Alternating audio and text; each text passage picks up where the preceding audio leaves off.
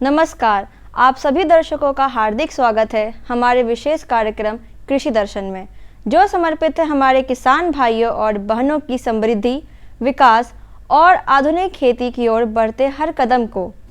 इस मंच के माध्यम से हम लाते हैं खेती से जुड़ी ज़रूरी खबरें, मंडी के ताज़ा भाव, मौसम का हाल, नई तकनीकों की जानकारी, विशेषज्ञों की सलाह और साथ ही प्रेरणादायक कहानियाँ भी। तो आइए शुरुआत करते हैं आज के अंक की ओर और सबसे पहले नज़र डालते हैं हमारे पहले सेगमेंट खबरें खेती की पर। नमस्कार किसान भाइयों और बहनों, मैं दीपिका स्वागत करती हूं आप सभी का खबरें खेती के आज के विशेष अंक में। आज के कार्यक्रम में हम बात करेंगे आलू की खेती की सही बुआई के समय और बीज उपचार की जानकारी, पॉली हाउस तकनीक से होने वाले फायदे, अगेती आलू की उन्नत किस्में, एक सफल मत्स्य पालक की प्रेरणादायक कहानी और अंत में नज़र डालेंगे मंडियों के ताज़ा भावों और मौसम के हाल पर। तो चलिए शुरुआत करते हैं आज के मुख्य समाचारों से। आलू की खेती के लिए समय उपयुक्त बीज उपचार से बढ़ेगा उत्पादन। पॉली हाउस तकनीक से हर मौसम में करें उद्यानिक फसलों की खेती। अगेती आलू की खेती के लिए उन्नत किस्में, बेहतर उपज की संभावना। आधुनिक यंत्र बूम स्प्रेयर से खेती में तेजी, 1 घंटे में 1 एकड़ दवा छिड़काव संभव। किसान भाइयों, यदि आप आलू की खेती करने जा रहे हैं तो 15 अक्टूबर से 15 नवंबर तक का समय बुआई के लिए सबसे उपयुक्त है। जो किसान कोल्ड स्टोरेज से बीज लाए हैं वे बुआई से पहले बीजों को अवश्य संशोधित कर लें। इसके लिए पैन नामक दवा से बीज उपचार करें।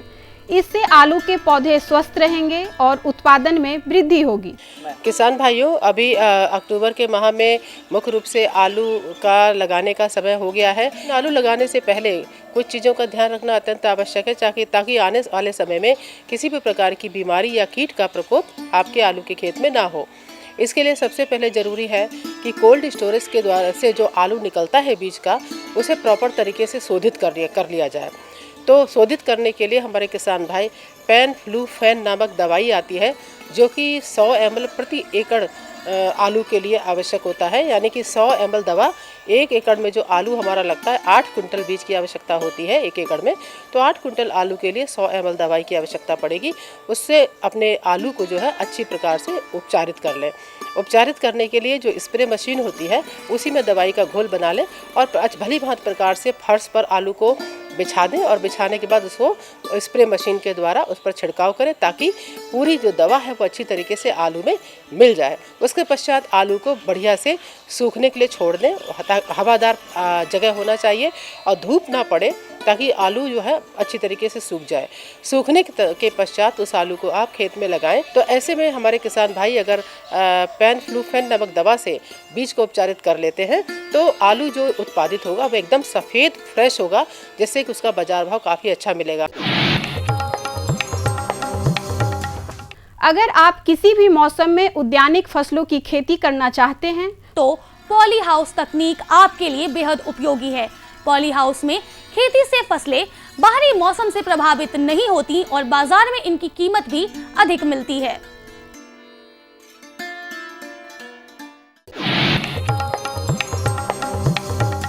जो किसान भाई अगेती आलू की खेती करना चाहते हैं उनके लिए कुछ विशेष किस्में सुझाई जाती है। कुफरी नीलकंठ, कुफरी चंद्रमुखी, कुफरी ख्याति और कुफरी अशोक, ये किस्में कम समय में तैयार होती हैं और अच्छी उपज देती हैं। किसान भाइयों, अगर आप आलू की अगेती खेती करना चाहते हैं तो इसके लिए बहुत सारी किस्में उपलब्ध हैं, नई नई किस्में निकली हैं। तो इस समय जो है अगेती खेती के रूप में आप कुफरी नीलकंठ ले सकते हैं, क्योंकि हमने उसको लगाया और काफ़ी अच्छी उपज देता है। कुफरी चंद्रमुखी है, कुफरी ख्याति है और कुफरी अशोक है। तो ये किस्में हैं जिनको आप अगेती खेती में ले सकते हैं। अब बात करते हैं सफलता की कहानी की। ग्राम खरौना, जिला वैशाली के प्रगतिशील मत्स्य पालक गोरख शाह ने मछलियों की हेचरी का व्यवसाय शुरू कर लागत मूल्य से दोगुना मुनाफा कमाया है। उनका कहना है कि बाढ़ और बारिश के कारण कभी कभी लाभ में थोड़ी कमी आती है, पर फिर भी औसतन अच्छा फायदा होता है।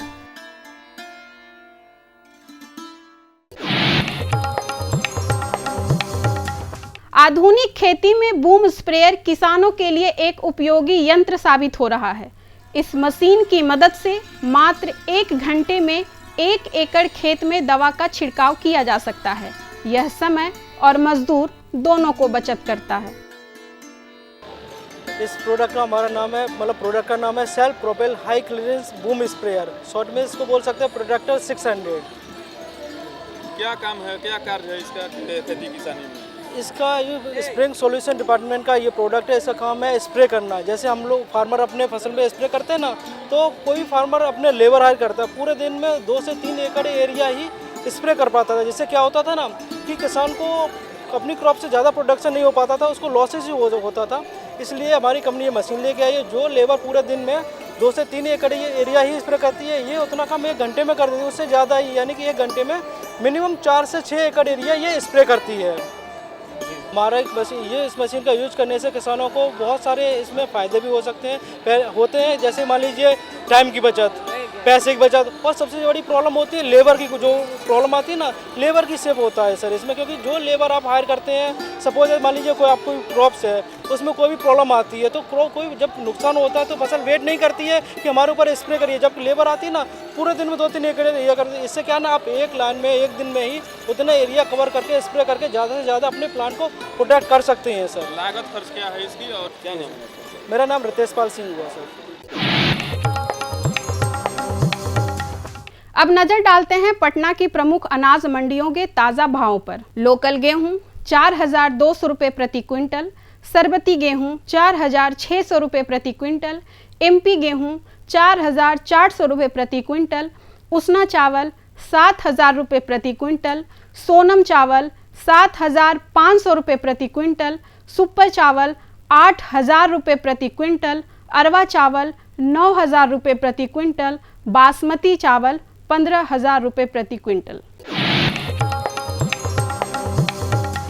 आज पटना और आसपास के इलाकों में मौसम हल्का बादल रहने का अनुमान है।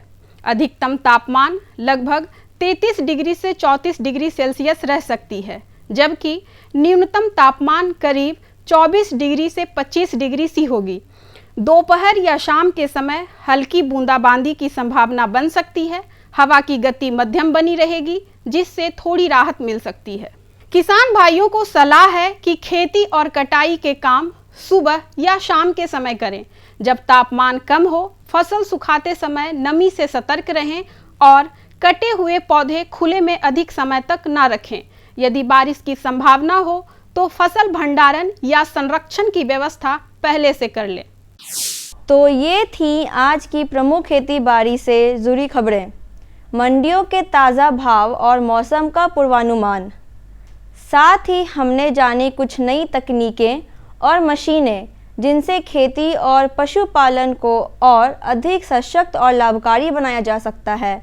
और हाँ, हमें मिली एक किसान की प्रेरणादायक सफलता की कहानी भी, जिसने साबित किया कि परंपरागत खेती भी अगर सही तरीके से की जाए तो बेहतर मुनाफा और पहचान दोनों मिल सकते हैं।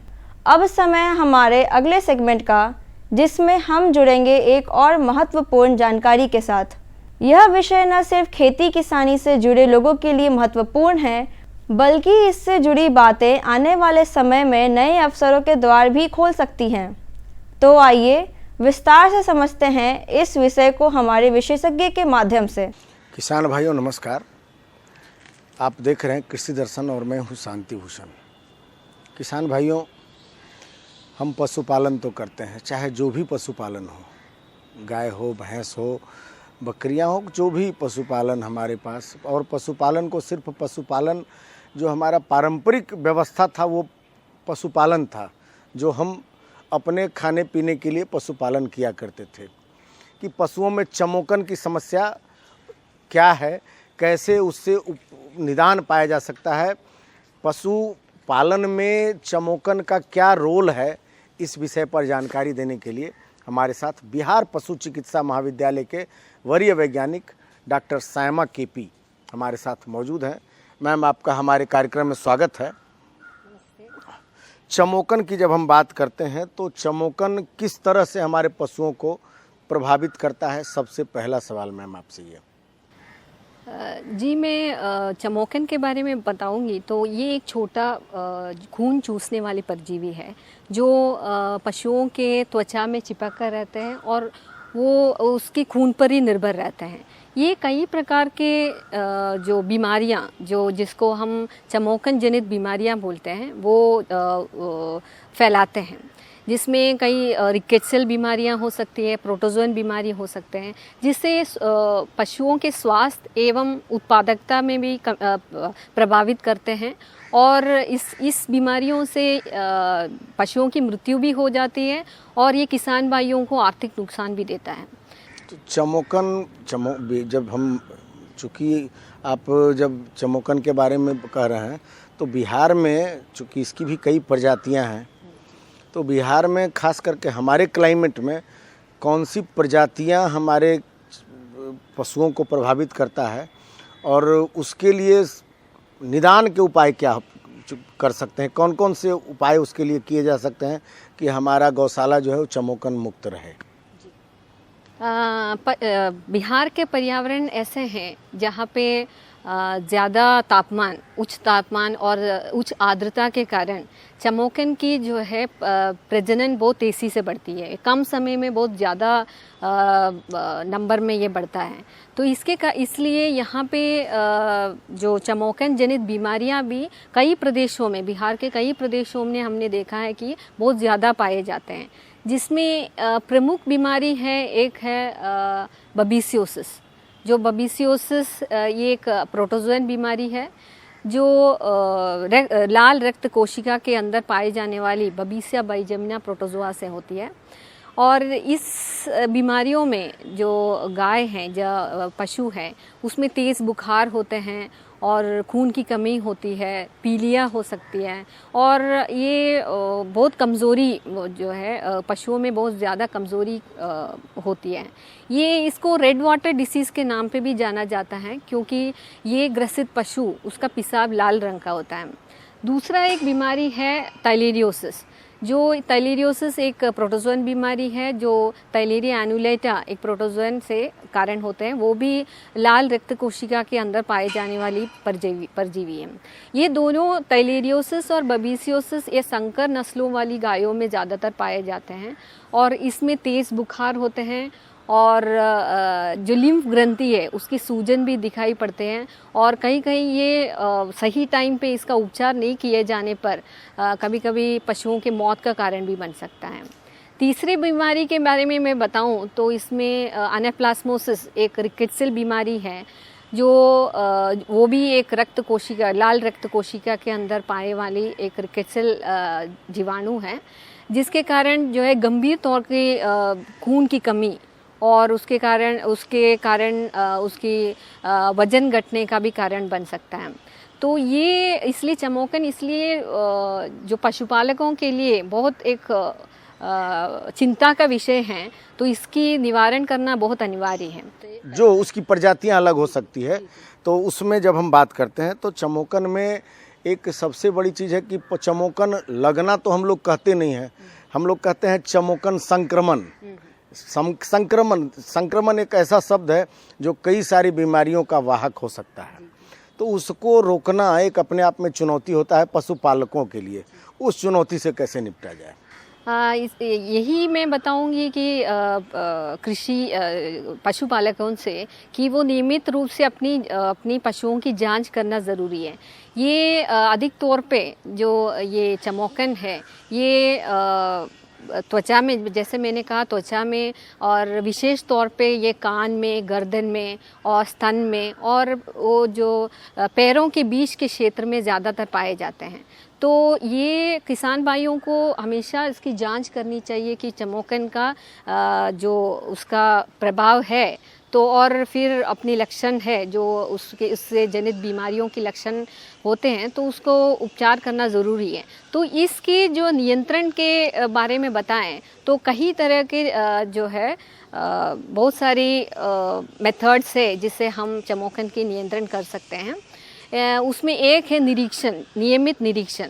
वो जैसे मैंने बताया कि चमोकन है तो अगर 1-2 चमोकन है तो उसको हाथ से निकालें या ब्रश से निकालें।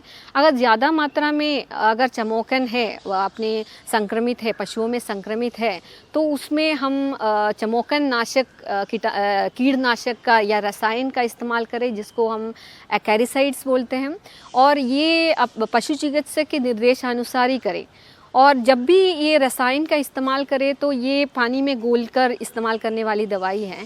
इसको हमें घोलकर पशुओं के शरीर में इस्तेमाल करना चाहिए और साथ साथ में पशुओं के आवास स्थल में भी उपयोग करना बहुत ज़रूरी है, क्योंकि जो चमोकन है वो खून पीने के बाद नीचे गिरते हैं और उसके बच्चे जो अंडे देते हैं और उसके बच्चे हो जाते हैं, तो ये अपने जो है पशु आवास केंद्र में पाए जाते हैं। तो ये रसायन उसका भी नाश करते हैं। तो इसके कारण जो है हमें जो पशुओं के इलाज, इसके अलावा ये जो पर्यावरण का भी साफ़ सुथरा रखना, इसको एक्यारिसाइड से स्प्रे करना, ये भी ज़रूरी है। इतनी अच्छी जानकारी के लिए डॉक्टर सायमा आप हमारे साथ आए, इसके लिए बहुत बहुत धन्यवाद। और किसान भाइयों, हम फिर मिलते हैं एक नई जानकारी, नए विशेषज्ञ के साथ। तब तक के लिए दीजिए हमें इजाज़त। नमस्कार। विशेषज्ञ से मिली ये उपयोगी जानकारियाँ निश्चित रूप से आपके लिए लाभकारी सिद्ध होंगी। अब समय है एक छोटे से विराम का।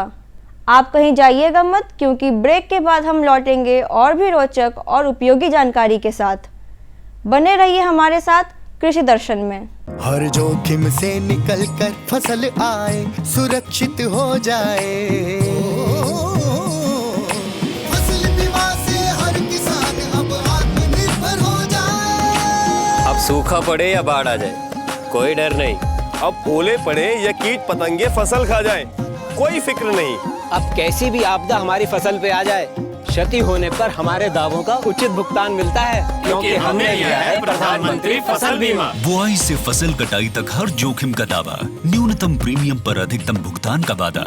योजना से हर साल जुड़ रहे हैं 5 करोड़ से ज्यादा किसान। अब आपकी है बारी। नजदीकी कृषि कार्यालय, सहकारी समिति, बैंक शाखा, अधिकृत बीमा कंपनी या जन सेवा केंद्र में स्वेच्छा से करा सकते हैं पंजीकरण। फसल बीमा पोर्टल या फसल बीमा ऐप द्वारा भी किया जा सकता है पंजीकरण।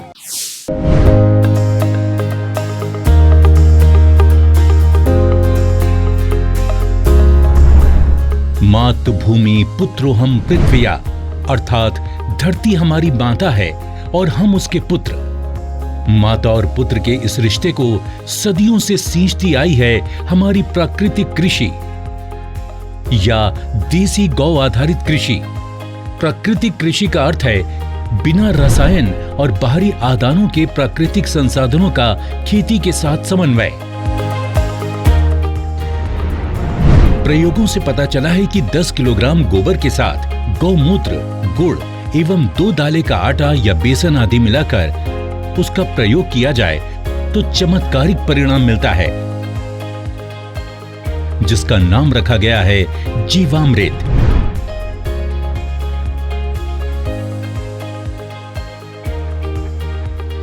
प्राकृतिक कृषि प्रक्रिया में धरती का अमृत जीवामृत। आइए हम जानते हैं कि जीवामृत का निर्माण कैसे होता है। जीवामृत निर्माण के लिए जरूरी सामग्री: 10 किलोग्राम देसी गाय का गोबर, 8 से 10 लीटर देसी गाय का मूत्र, 1.5 से 2 किलोग्राम गुड़, 1.5 से 2 किलोग्राम बेसन, 180 लीटर पानी और मुट्ठी भर पेड़ के नीचे की मिट्टी। आसानी से उपलब्ध इन सामग्रियों से जीवामृत बनाने की विधि भी इतनी सरल है कि कोई भी किसान इसे अपने आप बना सकता है। इन सामग्रियों में से गुड़, बेसन एवं गोबर को पानी या तो गौमूत्र का उपयोग करके लिक्विड जैसा बना सकते हैं। अब इन सामग्रियों को एक ड्रम में डालकर उसे लकड़ी के एक डंडे से घोलना है। ठीक से घोलने के बाद जीवामृत बनने के लिए 2 से 3 दिन तक छाया में रख देना है। प्रतिदिन सुबह और शाम घड़ी की सुई की दिशा में लकड़ी के डंडे से 2 मिनट तक इसे घोलना है और जीवामृत को बोरे से ढक देना है। ये जीवामृत जब सिंचाई के साथ खेत में डाला जाता है तो भूमि में जीवाणुओं की संख्या अविश्वसनीय रूप से बढ़ जाती है और भूमि के रासायनिक व जैविक गुणों में वृद्धि होती है। जीवामृत को महीने में 2 बार या 1 बार उपलब्धता के अनुसार 200 लीटर प्रति एकड़ के हिसाब से सिंचाई के पानी के साथ देना चाहिए। फलों के पेड़ों के पास दोपहर 12 बजे जो छाया पड़ती है, उस छाया के पास प्रति पेड़ 2 से 5 लीटर जीवामृत भूमि में महीने में 1 बार या 2 बार गोलाकार में डालना चाहिए। इससे मिट्टी स्वस्थ बनती है और फसल भी उतनी ही बेहतर मिलती है। इससे किसान के मित्र माने जाने वाले केंचुओं की संख्या बढ़ती है। प्राकृतिक कृषि में गहरी जुताई की भी जरूरत नहीं होती है। इतना ही नहीं, प्राकृतिक कृषि भूमिगत जल को भी बढ़ाती है। इस प्रक्रिया से मुख्य फसलों के साथ सहयोगी फसलों को भी बोया जा सकता है। घन जीवामृत जीवामृत का ही सूखा हुआ स्वरूप है, जिसे फसल बोने से पहले जमीन में मिलाया जाता है। धूप में सुखाए गए 200 किलोग्राम गोबर में ताजा बना 20 लीटर जीवामृत मिलाकर 2 दिन छाया में रखते हैं। इसे एक बार फिर से धूप में सुखाकर तथा डंडे से पीसकर महीन बना दिया जाता है। यही घन जीवामृत है जिसे 1 एकड़ के लिए प्रयोग कर सकते हैं। बीजामृत प्राकृतिक खेती का एक आवश्यक आदान बीजामृत है। बीजामृत जहां बीज को बीज जनित रोगों से बचाता है, तो वहीं इसकी अंकुरण क्षमता को अद्भुत रूप से बढ़ाता है। देसी गाय के 5 किलोग्राम गोबर, 5 लीटर गौमूत्र, 50 ग्राम बुझा हुआ चूना और थोड़ी सी मिट्टी को 20 लीटर पानी में मिलाकर बीजामृत बनाया जाता है।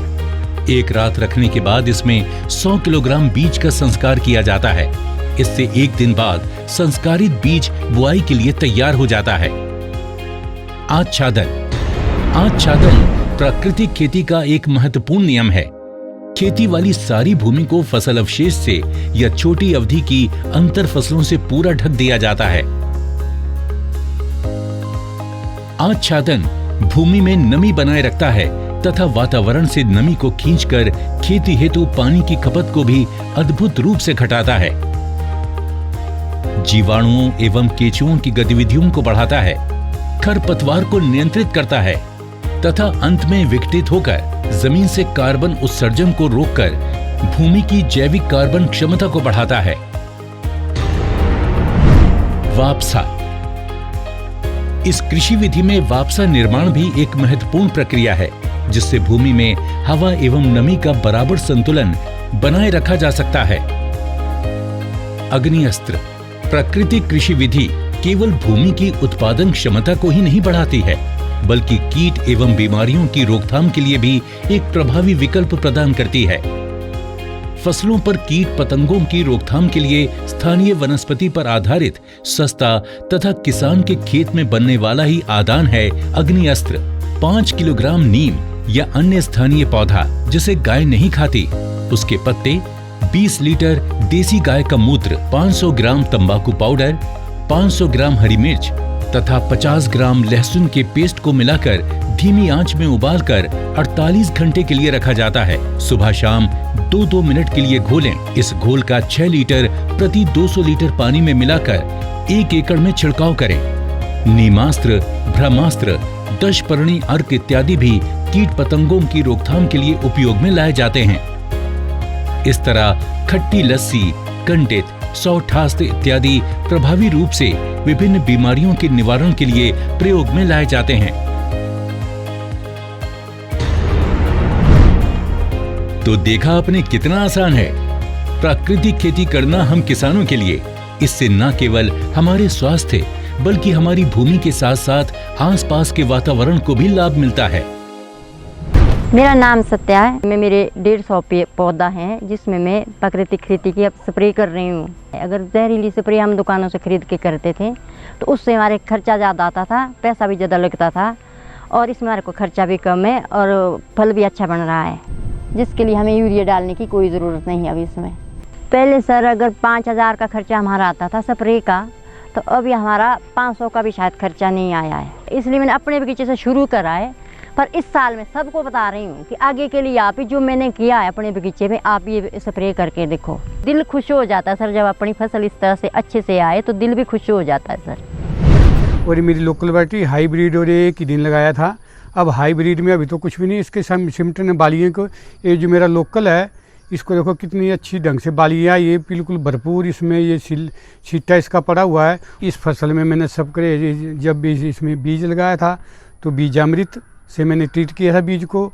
उसके बाद जीवामृत जो हमारे देसी गाय का गोबर गौंत्र से हम तैयार करते हैं, उसी की स्प्रे इसमें करता हूँ। 21 दिन के बाद पहली स्प्रे, 35 दिन के बाद दूसरी स्प्रे और 2 महीने के बाद तीसरी स्प्रे। बाकी स्प्रे करने की कोई ज़रूरत नहीं है। तो किसान भाइयों और बहनों, आप भी इन किसानों की तरह प्राकृतिक खेती अपनाइए और अपने जीवन में लाभ, खुशी और समृद्धि पाइए। प्राकृतिक कृषि, आत्मनिर्भर भारत के आत्मनिर्भर किसान की खुशी।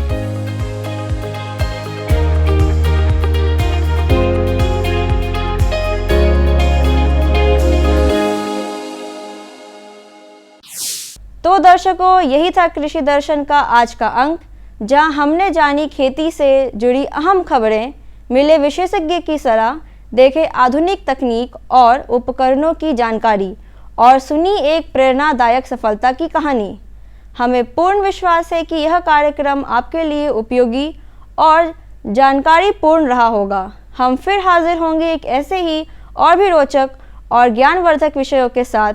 तब तक आप स्वस्थ रहें, खुशहाल रहें और खेती के क्षेत्र में लगातार आगे बढ़ते रहें।